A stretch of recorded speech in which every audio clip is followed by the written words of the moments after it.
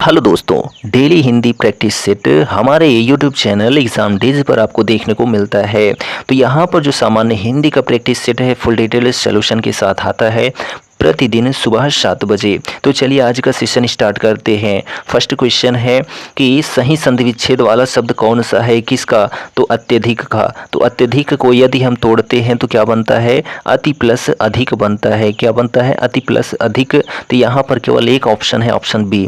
और यहाँ पर कौन सी संधि है यह भी हम आपको बता देते हैं। तो यहाँ पर जो है यण स्वर संधि है। यण स्वर संधि क्यों है? क्योंकि हमने आपको बताया है कि या व रा के पहले यदि आधा अक्षर आता है तो वहाँ पर यण स्वर संधि होगी। तो यहाँ पर देखिए या के पहले आधा अक्षर है, इसलिए यहाँ पर यण स्वर संधि का प्रयोग किया गया है। ठीक है, चलिए अगला प्रश्न देखिए। यहाँ पर है, यहाँ पर गद्यांश दिया गया है 115 से 19 तक में। ठीक है, 15 से 19 तक प्रश्न में गद्यांश से ही उत्तर आपको मिलेगा। तो यहाँ पर आप इस गद्यांश को वीडियो को पॉज करके देख सकते हैं। तो चलिए हम अपने प्रश्न पर आते हैं। ठीक, चलिए यहाँ पर देखिए फर्स्ट क्वेश्चन है गद्यांश से जो क्वेश्चन है कि सामाजिक आर्थिक बदलावों ने किस तरह वाहनों को प्रभावित किया है। तो जो है हल्के वाहनों का प्रयोग होने लगा है। तो यहाँ पर जो ऑप्शन सी है आपका करेक्ट हो जाता है। अगला प्रश्न है घोड़े के पैरों को जो है किस रूप में सजाया जाता है। तो घोड़े के पैरों को जो है कासीदाकारी युक्त वस्त्र में सजाया जाता है। ऑप्शन ए आपका सही है। अगला प्रश्न है कि तांगा किस रूप में इक्के से अलग वाहन होता है। तो भारी और बड़ा वाहन होता है कौन? जो तांगा होता है। ठीक है, नेक्स्ट क्वेश्चन है कि परिवहन के साधन का इस्तेमाल किसके अनुरूप किया जाता है। तो सामाजिक प्रतिष्ठा के रूप में किया जाता है जो परिवहन साधन इस्तेमाल किया जाता है। अगला क्वेश्चन है कि तांगे और इक्के के कितने प्रकार होते हैं। तो 3 प्रकार होते हैं। कौन कौन से? बग्घी, फिटन और जो है टमटम। अगला क्वेश्चन देखिए यहाँ पर है गद्यांश से हट के तो 4 विकल्प दिए गए हैं, उनमें सही विकल्प का चयन करना है। अलंकार रूप का सबसे अच्छा विकल्प कौन सा होगा? रघुपति, राघव, राजा राम। तो यहाँ पर जब किसी भी उदाहरण में एक निश्चित आवृत्ति में, ठीक है, एक वर्ण की ही आवृत्ति होती हो एक निश्चित क्रम में, वहाँ पर अनुप्रास अलंकार होता है। कौन सा अलंकार होता है? तो अनुप्रास अलंकार होता है। यहाँ ऑप्शन ए आपका सही हो जाता है। रघुपति, राघव, राजा राम में रा की आवृत्ति एक निश्चित क्रम में बार बार हुई है। ठीक है, इसलिए अनुप्रास अलंकार है। यमक अलंकार क्या होता है? जहाँ पर एक शब्द एक से अधिक बार आए और उनके अर्थ अलग अलग होते हों, वहाँ यमक अलंकार होता है। रूपक अलंकार कहाँ होता है? तो जब उपमेय में उपमान की भेद रहित आरोप होता हो वहाँ रूपक अलंकार होता है। ठीक है, जैसे मैया मैं तो चंद्र खिलौना लई हूँ। उपमा अलंकार कहाँ होता है? उपमेय में उपमान की जहाँ पर समता या समानता की जाती है वहाँ उपमा अलंकार होता है। और इसके 4 अंग होते हैं। उपमेय, उपमान, वाचक शब्द और साधारण धर्म होते हैं। वाचक शब्द से ही आप उपमा अलंकार की पहचान कर सकते हैं, जैसे सासी से, सम, सरिस, सदृश, समान, जिमी जैसे, ये सभी वाचक शब्द होते हैं। अगला प्रश्न है देखिए कि अव्यय के भेद को बताना है। किसमें? तो सीता के आगे रमा खड़ी है, तो आगे में जो है अव्यय भेद बताना है। तो यहाँ पर जो है संबंध बोधक अव्यय बताया गया है। क्यों? क्योंकि सीता के आगे जो है रमा खड़ी हुई है, तो यहाँ सीता और रमा इन दोनों के बीच में संबंध ही तो बताया गया है, इसलिए ऑप्शन बी आपका सही हो जाता है। ठीक है, चलिए अगला प्रश्न देखिए। यहाँ पर 4 विकल्प दिए गए हैं, शुद्ध विकल्प का चयन करना है। घूमना सुबह अच्छा है, तो इसको शुद्ध करना है। तो सुबह घूमना अच्छा है, तो यहाँ पर जो ऑप्शन डी है आपका वह सही हो जाता है। नेक्स्ट क्वेश्चन में भी 4 विकल्प दिए गए हैं। छंद के चरण पहचानना है। देखिए, करते अभिषेक पयोध हैं बलिहारी इस वेश की, हे मातृभूमि तू सत्य ही सगुण मूर्ति सर्वेश की। तो यहाँ पर क्या बताना है आपको? चरण बताना है। ठीक है, तो देखिए यहाँ पर यदि हम मात्रा की गणना करते हैं तो देखिए करते में क्या है? 1 1 2 है। ठीक, अभिषेक में क्या है? तो 1 1 2 1 है। ठीक, पयोध में क्या है? 1 2 1 है, ठीक। है में क्या है 2 है। अब इनकी गणना करते हैं तो यहाँ पर 2 2 4 हो जाता है, ठीक है 4। और यहाँ पर कितना हो जाता है तो 2 1 3 2 5 हो जाता है।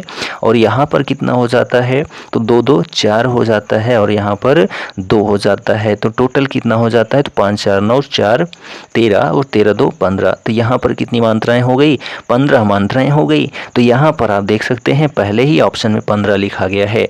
15 से 14 के क्रम से, ठीक है, यहाँ पर 28 मात्राएं, लेकिन 15 और 14 यदि हम करते हैं तो जो है 29 मात्राएं होती हैं, लेकिन यहाँ पर 28 मात्राएं दी गई हैं। और 28 मात्राएं किसकी होती हैं यह भी हम आपको बता देते हैं, हरिगीतिका की होती हैं, ठीक है। किसकी? हरिगीतिका में जो है प्रत्येक चरण में 28 मात्राएं होती हैं, ठीक। चलिए अगला प्रश्न देखिए यहाँ पर है कि निम्नलिखित सब प्रश्न में जो है 4 विकल्प दिए गए हैं, उनमें से सही विकल्प वाला मुहावरा का अर्थ चुनना है। अंक भरना, अंक भरना का अर्थ क्या होता है तो गले लगाना। यहाँ ऑप्शन बी आपका सही हो जाता है, ठीक। चलिए नेक्स्ट क्वेश्चन देखिए। 4 विकल्पों में से जो है सही विकल्प का चयन करना है। संयोग और वियोग जो है किस रस के भेद होते हैं तो श्रृंगार रस के भेद होते हैं। यहाँ पर ऑप्शन सी आपका करेक्ट हो जाता है। और श्रृंगार रस का जो अस्थायी भाव होता है वह चाहे वियोग का हो चाहे संयोग का हो, उनका जो है रति या फिर प्रेम होता है जो अस्थायी भाव है, ठीक है। रस राज रसपति भी कहा जाता है श्रृंगार रस को, ठीक है। और यहाँ पर वात्सल्य रस में जो अस्थायी भाव होता है वह क्या होता है वत्सलता होता है। भयानक में भय अस्थायी भाव होता है। अद्भुत में क्या होता है तो आश्चर्य अस्थायी भाव होता है। चलिए अगला प्रश्न है।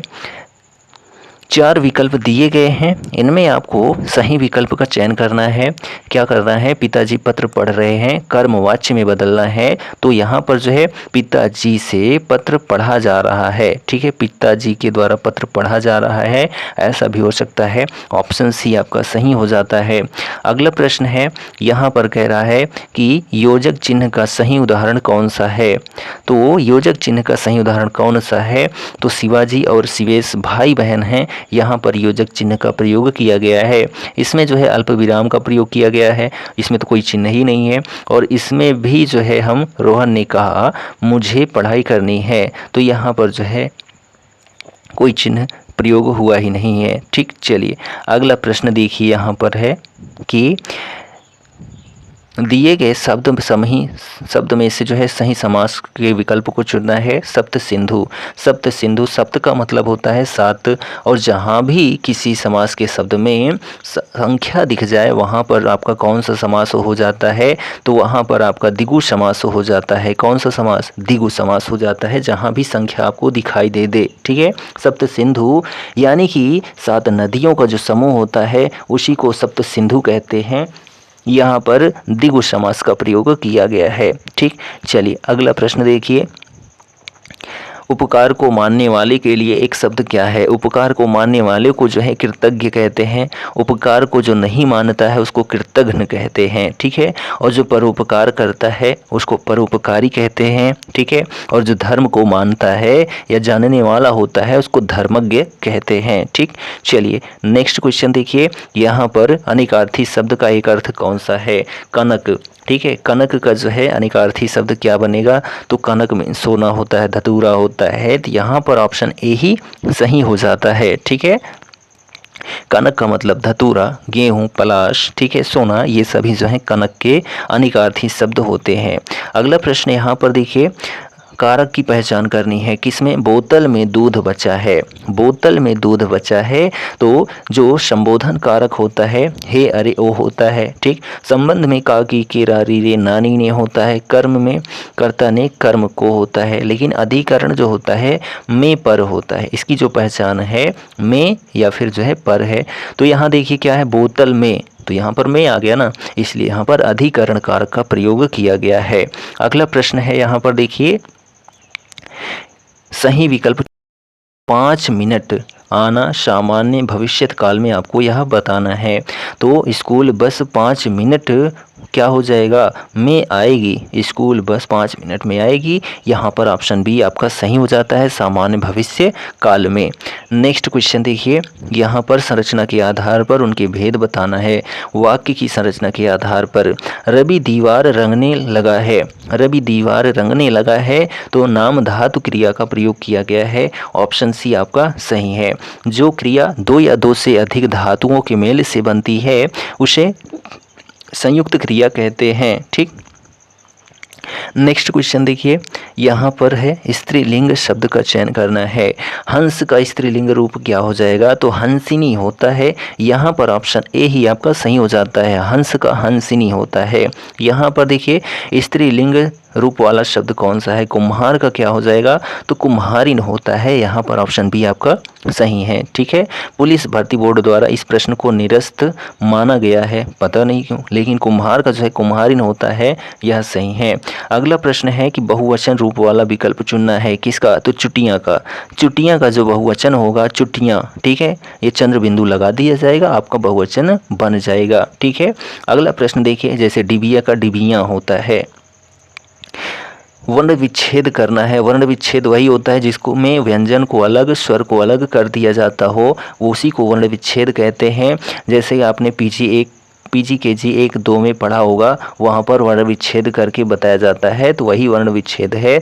यहाँ पर कृपण का वर्ण विच्छेद करना है, तो कृपण में क्या करेंगे, हम का करेंगे। क्या करेंगे, का में लगाएंगे हलंत, क्योंकि यहाँ से हलंत लगाएंगे तो जो स्वर है वह अलग हो जाएगा। स्वर कौन सा है, यहाँ पर री स्वर का प्रयोग किया गया है। ठीक है, फिर प्लस करेंगे, पा है, तो पा में जो है हलंत लगाएंगे, क्यों, क्योंकि इसमें आ स्वर का प्रयोग किया गया है, तो उसको अलग करना है, तो यहाँ पर आ हो जाएगा। ठीक है, फिर प्लस करेंगे, पा हो गया, उसके बाद अड़ा करेंगे। अड़ा क्या है, व्यंजन है, इसमें भी हलंत लगाएंगे, फिर प्लस क्या करेंगे, इसमें अड़ा में क्या है, छोटा आ छिपा हुआ है, तो यहाँ पर आ कर देंगे। तो यहाँ पर कारी पा आ और ड़ा आ, ऑप्शन जो डी है आपका वह सही हो जाता है। ठीक, चलिए अगला प्रश्न है, 4 विकल्पों में से शुद्ध वर्तनी वाला शब्द कौन सा है, तो कृष्ण जो है यह शुद्ध वर्तनी वाला शब्द है। ऑप्शन ए आपका सही हो जाता है। अगला प्रश्न यहाँ पर है, विशेषण शब्द की विशेषता प्रकट करता है, ऐसा कौन सा शब्द है इनमें से। इस पर्वतमाला में बहुत ऊंचे ऊंचे पहाड़ हैं, तो यहाँ पर जो है बहुत जो हैं, यह क्या है, विशेषण को प्रकट कर रहा है। ऑप्शन बी आपका सही हो जाता है। जो शब्द विशेषण की भी विशेषता बताते हैं उनको प्रविशेषण कहते हैं। ठीक है, दिए गए वाक्य में बहुत शब्द जो है पहाड़ के विशेषण, ऊंचे ऊंचे की विशेषता बता रहा है, इसलिए बहुत जो है क्या है, प्रविशेषण है। और यहाँ पर विशेषण शब्द की विशेषता जो प्रकट कर रहा है उसी को पूछा गया है, तो बहुत करेक्ट हो जाता है। अगला प्रश्न है यहाँ पर कि दिए गए वाक्य का सही विकल्प क्या है। सर्वनाम का शाब्दिक अर्थ क्या होता है, तो सबका नाम होता है। ऑप्शन ए आपका सही हो जाता है। सर्वनामों की कुल संख्या कितनी है, तो 6 है, यह भी आपको पता होना चाहिए। अगला प्रश्न है, गजानन माधव मुक्तिबोध जी द्वारा रचित रचना कौन सी नहीं है, तो अंधा युग जो है यह धर्मवीर भारती जी की रचना है। किनकी है, धर्मवीर भारती जी की रचना है अंधा युग ठंडा लोहा। ठीक है, तो ऑप्शन ए आपका करेक्ट हो जाता है। यहाँ पर चांद का मुंह टेढ़ा है, भूरी भूरी खाक धूल, नए साहित्यकार का सौंदर्य शास्त्र, यह सभी जो हैं गजानन माधव मुक्तिबोध जी की रचनाएं हैं। ठीक, अगला प्रश्न देखिए कि पृथ्वीराज रासो किस लेखक की रचना है। पृथ्वीराज रासो जो है चंद्रबरदाई जी की रचना है। ऑप्शन ए आपका करेक्ट हो जाता है। ठीक है, चलिए अगला प्रश्न देखिए, यहाँ पर है कि 4 विकल्पों में से जो है सही विकल्प का चयन करना है।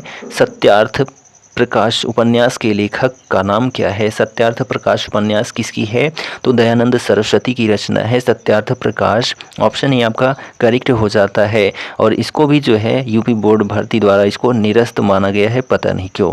अगला प्रश्न देखिए कि हिंदी साहित्य अकादमी की ओर से जो है हर वर्ष सलाका सम्मान पुरस्कार किस क्षेत्र को दिया जाता है, तो हिंदी को नई दिशा प्रदान करने के लिए सलाहकार सम्मान दिया जाता है। किसके द्वारा, हिंदी साहित्य अकादमी के द्वारा दिया जाता है क्या, सलाहकार सम्मान। ठीक है, तो यहाँ पर जो ऑप्शन डी है आपका वह करेक्ट हो जाता है। ठीक, चलिए तो जो सलाहकार सम्मान है इसमें कितना दिया जाता, 5 लाख रुपए दिया जाता है। और सबसे पहले कब दिया गया था? तो 1986-87 में दिया गया था। किसको दिया गया था? रामविलास शर्मा जी को दिया गया था। और 2018-19 में किसको दिया गया, यानी करंट का ये क्वेश्चन बनेगा, तो विश्वनाथ त्रिपाठी को दिया गया था सलाह का सम्मान। अगला प्रश्न है, यहाँ पर सही अर्थ का चयन करना है। ठीक है, सही समान अर्थ का चयन करना है। दुविधा, तो दुविधा का मतलब धर्म संकट है।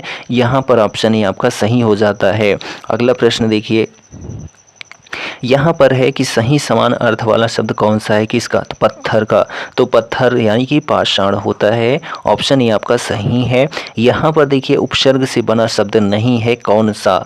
तो उपसर्ग से बना शब्द नहीं, उपसर्ग वही जो किसी शब्द के आगे लगता हो उसी को उपसर्ग कहते हैं। तो यहाँ पर देखिए इसमें आ उपसर्ग है, इसमें कु उपसर्ग है, और इसमें जो है यहाँ पर पुनर्जन्म में पुनर उपसर्ग है या पुनः उपसर्ग है। और जो डी है दिखावा, इसमें जो है प्रत्यय लगा हुआ है, ना कि उपसर्ग लगा हुआ है। ठीक है, आवा प्रत्यय है। ठीक, चलिए अगला प्रश्न है, यहाँ पर देखिए सही विकल्प का चयन करना है, वो भी प्रत्यय से जो बना हुआ है शब्द, वह कौन सा है? तो देखिए यहाँ पर जो जादूगर है, ठीक है, जादूगर यहाँ पर जो है प्रत्यय से बना हुआ शब्द है, और इसमें कौन सा जो है उपसर्ग लगा है? तो गर उपसर्ग लगा हुआ है, गर। ठीक है, जादू में लगा दिया गया गर, तो बन गया क्या? जादूगर। ठीक, जिसका अर्थ क्या होता है? तो जादू वाला होता है। अगला क्वेश्चन देखिए, लास्ट वन है। तो 4 विकल्पों में से सही विपरीत अर्थ वाला यानी विलोम शब्द बताना है स्वार्थ का। तो स्वार्थ का जो विलोम होता है निःस्वार्थ होता है। ऑप्शन बी आपका सही है। लास्ट क्वेश्चन देखिए कि सबसे उचित सामासिक युग्म पद कौन सा है? आचार का। आचार का जो है सामासिक युग्म पद कौन सा है? तो आचार का विचार होता है। तो यहाँ पर ऑप्शन बी आपका सही है। तो यह जो हमारा हिंदी प्रैक्टिस सेट सॉल्यूशन है कंप्लीट होता है। और यह जो सेशन है हिंदी का आपको कैसा लगा कमेंट करके ज़रूर बताएं, और चैनल पर नए हैं तो चैनल को सब्सक्राइब कर लें। हम मिलते हैं नेक्स्ट वीडियो में, तब तक के लिए जय हिंद, good bye and take care.